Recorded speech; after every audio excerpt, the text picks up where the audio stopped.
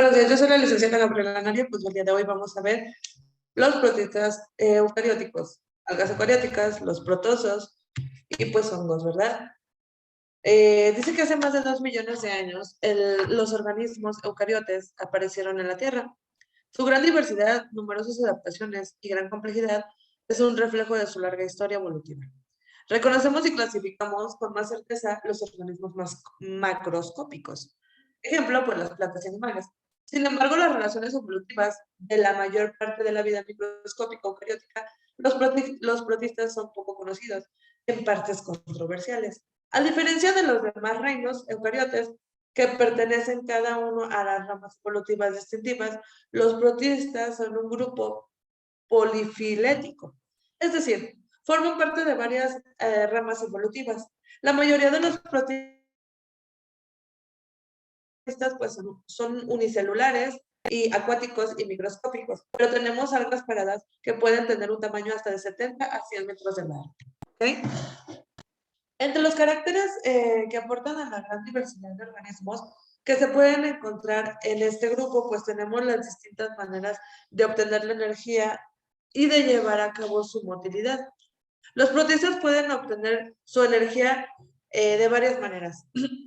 Pueden ser fotosintéticos, saprofíticos, heterótrofos, misotróficos, parasíticos o simbióticos. ¿Ok? En cuanto a la motilidad, algunos grupos son útiles y otros no. Entre los modos usados para la locomoción tenemos flagelos, pseudópodos y cilios. Ajá.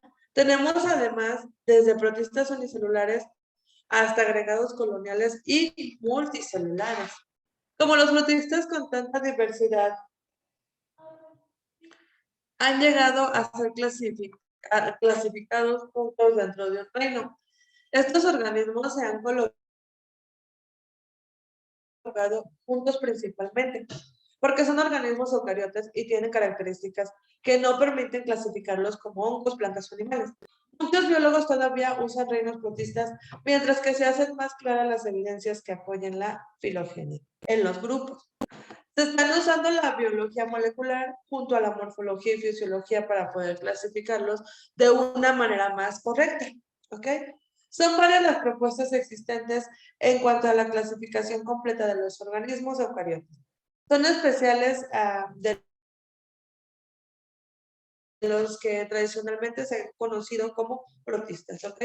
Más que enfocarnos en aprender una clasificación específica para fines de laboratorio, nos enfocaremos en las características evolutivas importantes de los grupos de organismos. Una propuesta para clasificar los eucariotas, incluyendo los protistas, se presenta a continuación.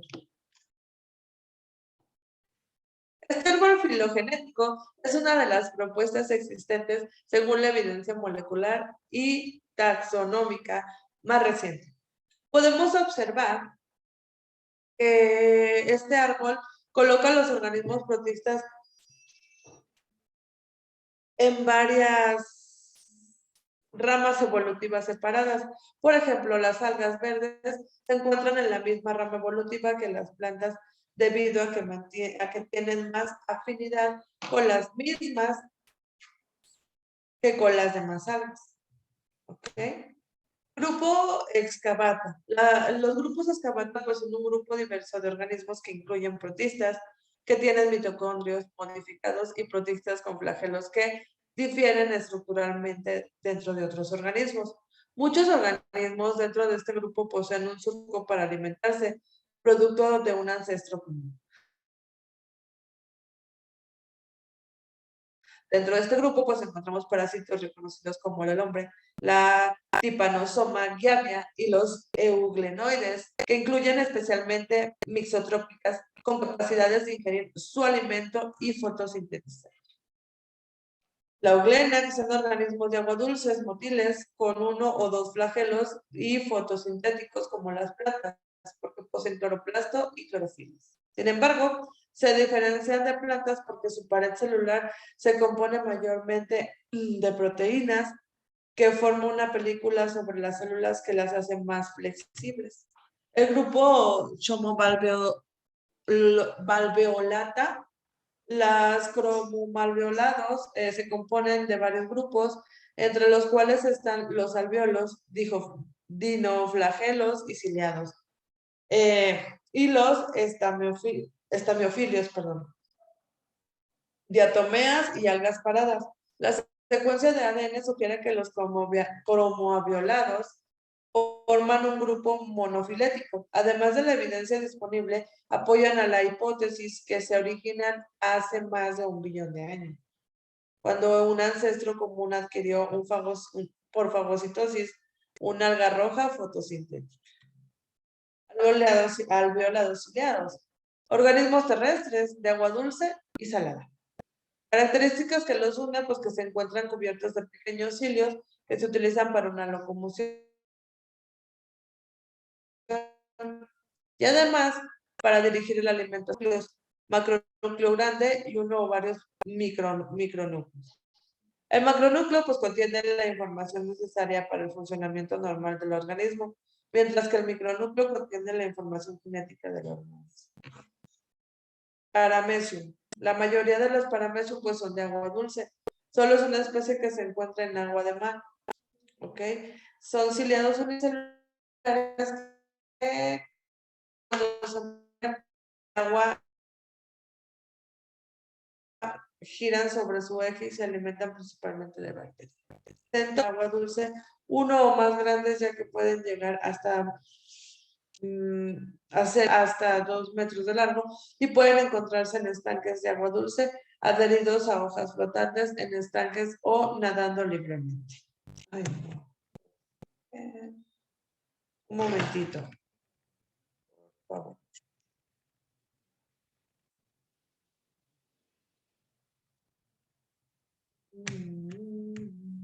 Que se movió, perdón. Perdónenme.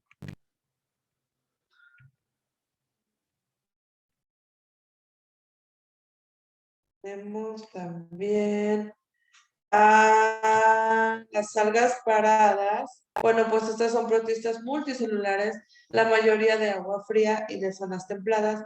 Dentro del grupo pues encontramos organismos pequeños, pero además algas multicelulares que pueden crecer sobre los 100 metros, ¿ok? Las risardias, pues bueno, se compone de un grupo grande y de diversos flagelados, amebioides y ameboflagelados. Aun cuando varían grandemente esta morfología, la evidencia del ADN sugiere que forman un grupo monofilético. ¿Ok? Las algas rojas, pues bueno, son organismos pequeños de filamentos formados de láminas que son fotosintéticos y no se encuentran cercanas a las plantas. Un compuesto importante que se saca de las algas rojas es el agar. El agar es un medio importante para cultivos de laboratorio que se extrae de la pared celular de las algas rojas. Otro compuesto de la pared celular de estas algas es la carragenia o carrageno, que se usa para dar la textura a algunos alimentos. Las algas verdes pues, son colocadas en los protistas y tienen el mismo ancestro común que las plantas. Son fotosintéticos con una estructura, con una ultraestructura y composición de pigmentos similares a las plantas terrestres. Pueden ser unicelulares, coloniales o multicelulares. Tenemos organismos de agua dulce, salada o terrestre. O unicota, pues este grupo presenta una gran diversidad, ya que incluyen los animales, los hongos y algunos protistas. Existen 2 grupos principales dentro de este supergrupo, que son los amebosos y los opticontosos. Existe la evidencia molecular considerable que determina la relación entre estos grupos. ¿Okay? La amiba, pues bueno, se observa la laminilla preparada de amibas y se compara con la figura de a continuación. Se distinguen los pseudópodos y la forma irregular del cuerpo y el núcleo y cómo se lleva a cabo el movimiento de las amibas. ¿Okay? Tenemos las algas eucarióticas.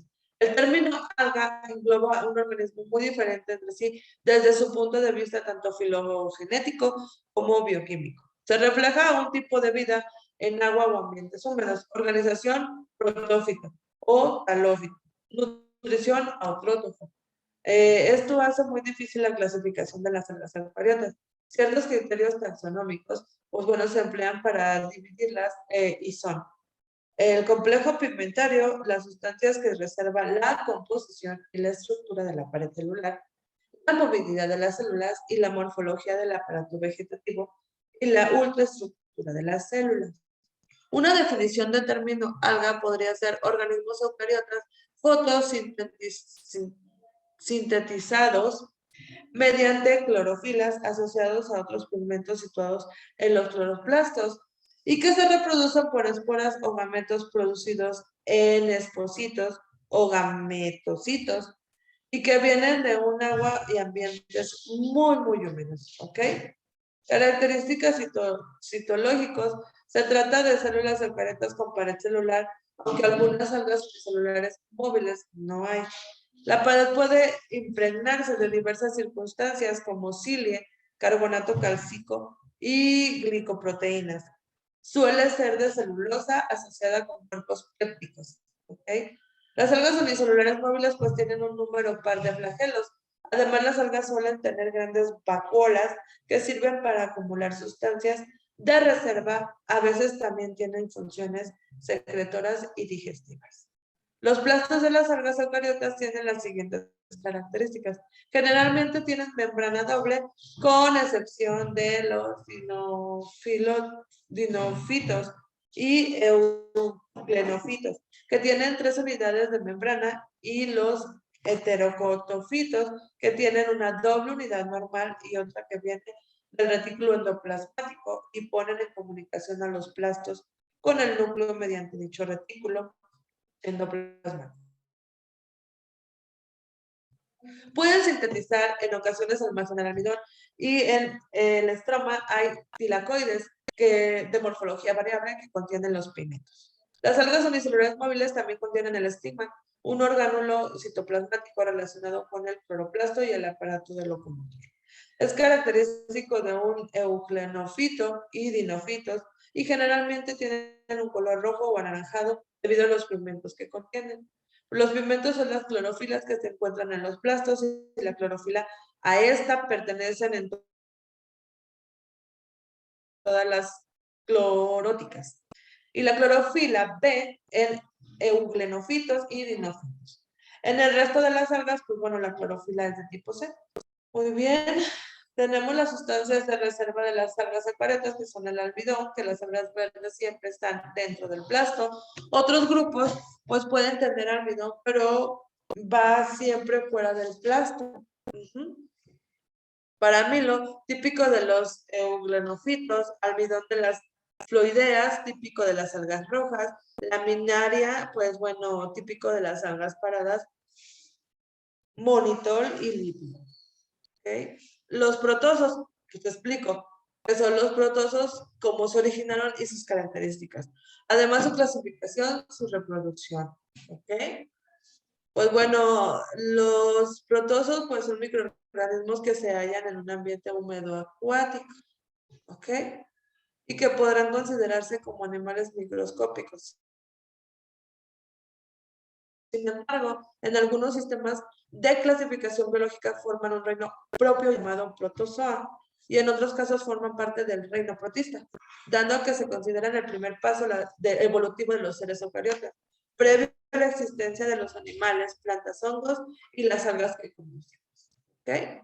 Tradicionalmente, sin embargo, los protozarios se consideran animales unicelulares primitivos.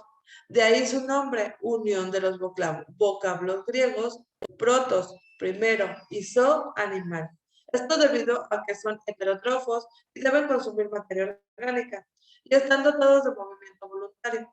Existen actualmente debates científicos respecto a su correcta clasificación en las distintas ramas del árbol de la vida.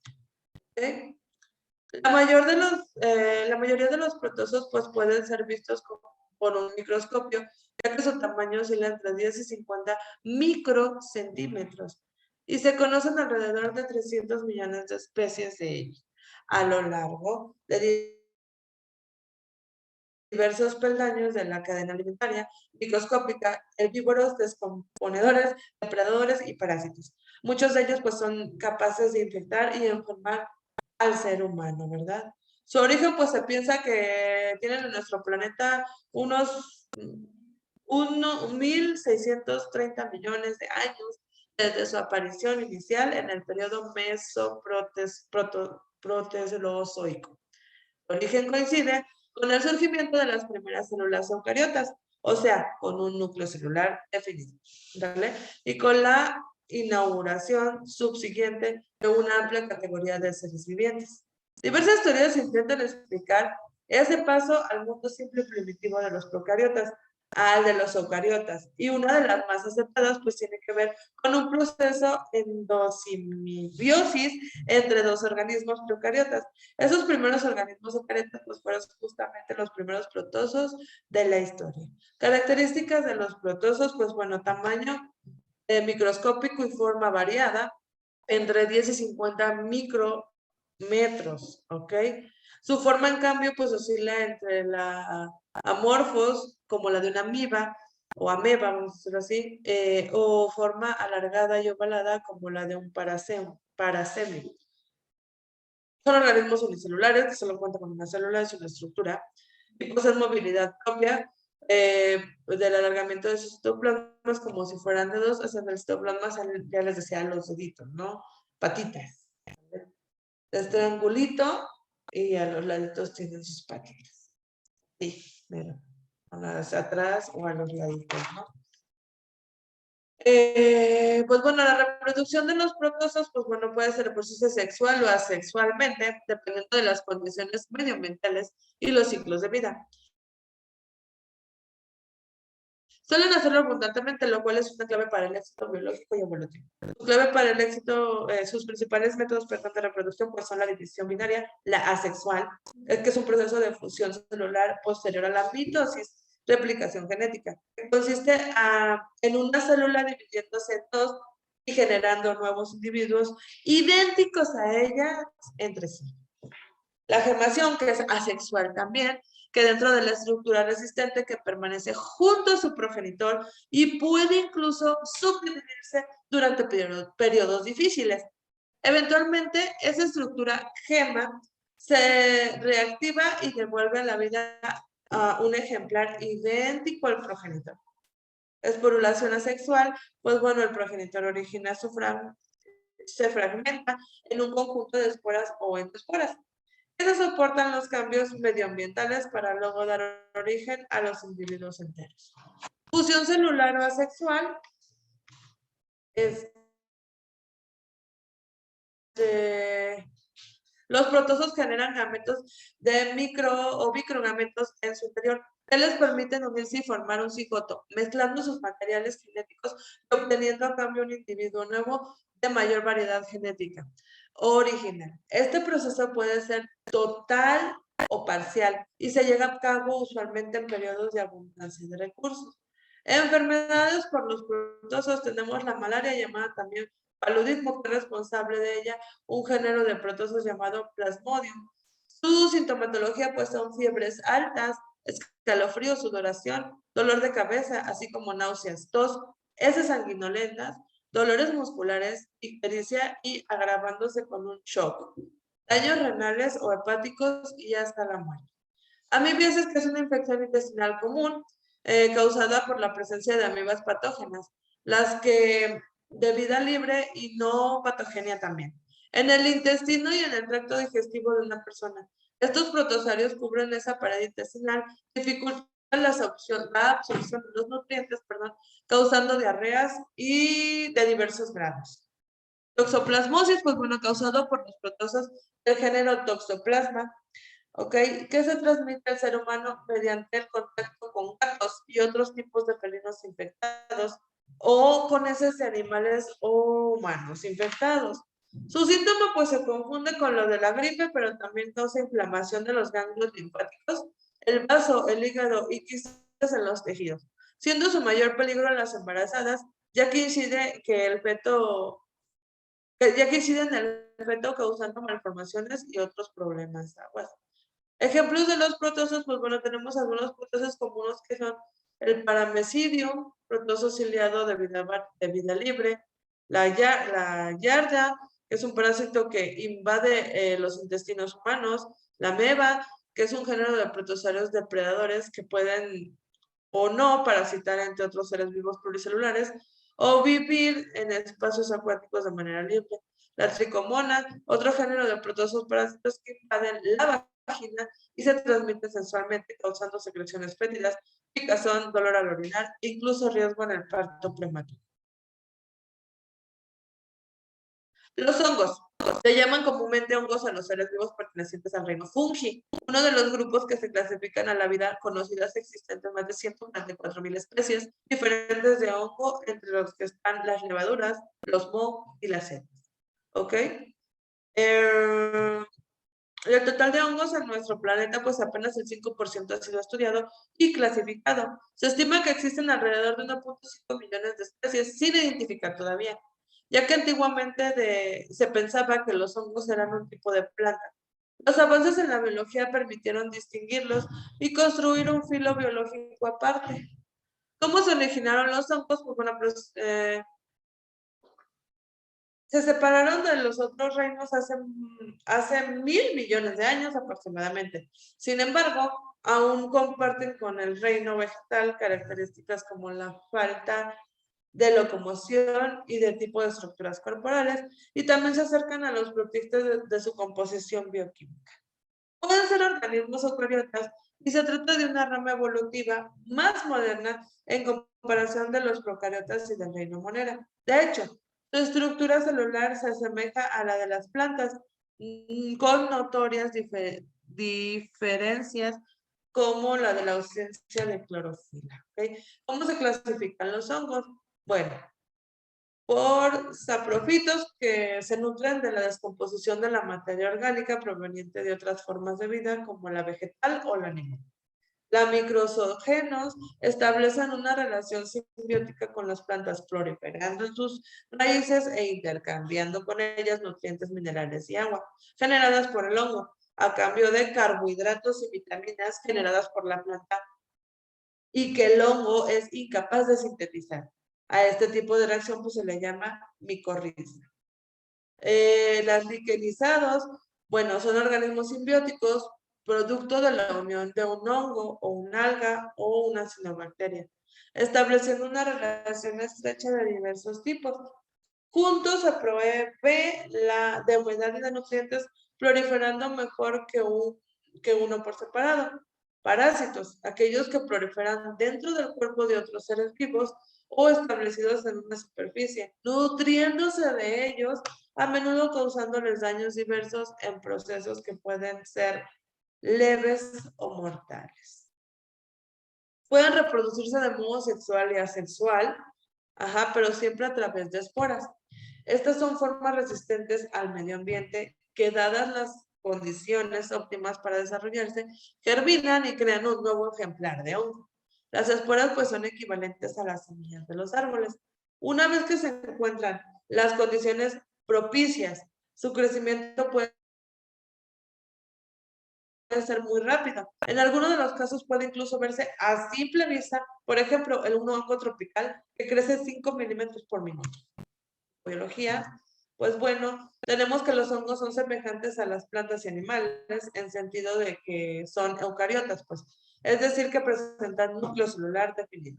De forma similar a las plantas tienen vacuolas y una pared celular. Sin embargo, se diferencian de las plantas en su pared celular, que está hecha de quitina en lugar de celulosa, como ocurre en las plantas. Por otro lado, las células de los hongos suelen tener una apariencia filamentosa, alargada y tubular. A menudo presentan varios núcleos, junto a las vesículas que se almacenan las proteínas y los lípidos y otras moléculas orgánicas. Suelen ser pluricelulares, pero existen también especies celulares y microscópicas, como las levaduras. ¿Dónde viven los hongos? Pues bueno, se pueden hallar una enorme diversidad de hábitats.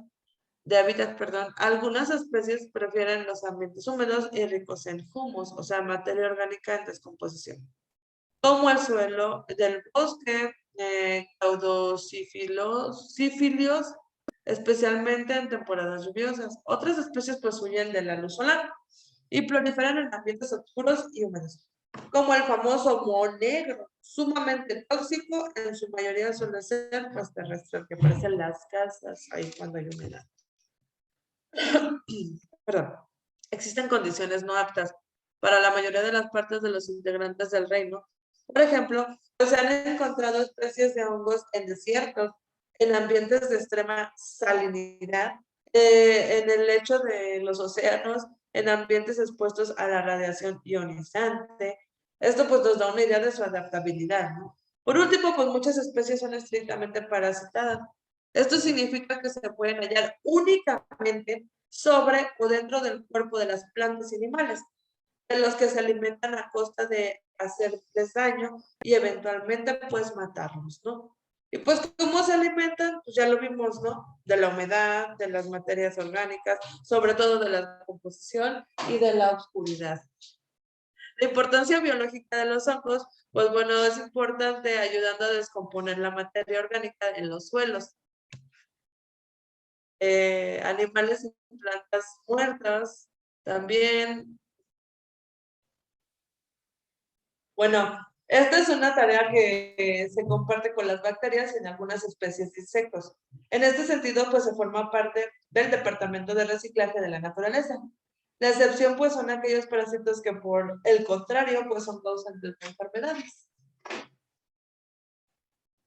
Diversidad de los usos de los hongos. Bueno, muchas culturas humanas han empleado los hongos de diversa manera. Algunas especies, pues, sirven como ornamento de jardines y ambientes. Debido a su alegre colorido, desde hace siglos diversas culturas pues, los utilizan como parte de rituales. Es muy habitual su uso como alimento.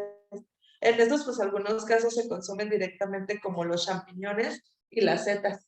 Y luego traen gusanos. No los lavan bien. Pero también pueden ser alimento de ganado o por participar en la industria alimentaria, como ocurre en las levaduras empleadas en la panadería y en la fabricación de cerveza. ¿Okay? Y pues bueno, tenemos también el hongo venenoso, pues que causa enfermedades causadas pues, por estos hongos. En el caso de los hongos parásitos, pues estos son responsables de enfermedades de animales, vegetales y seres humanos, dependiendo de la especie en particular. Por ejemplo, los vegetales como el del maíz o las frutas pueden ser contaminadas con hongos capaces de destruir las cosechas enteras, como el tizón de maíz, la roya de trigo y los mildus de la fruta. Alrededor del 15% de las cosechas del mundo son víctimas de algún tipo de infección micótica.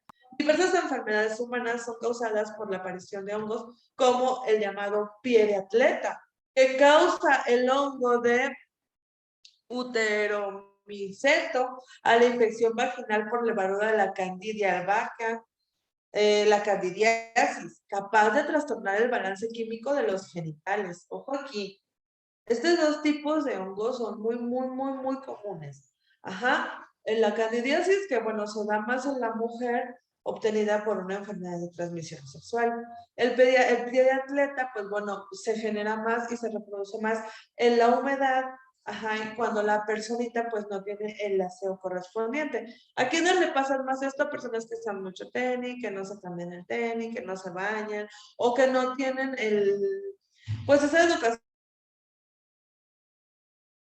tal vez de salir de bañar y secarse bien los pisitos, dejarlos orear. Entonces la humedad, el hongo recuerda que su hábitat más común del hongo para reproducirse es la humedad, ¿no? Es el calor. Es donde vive más y es donde prolifera más el honguito. Entonces, pues bueno, tenemos estos dos tipos de hongos diversos. Se reproduce más la candidiasis en la mujer. ¿Por qué?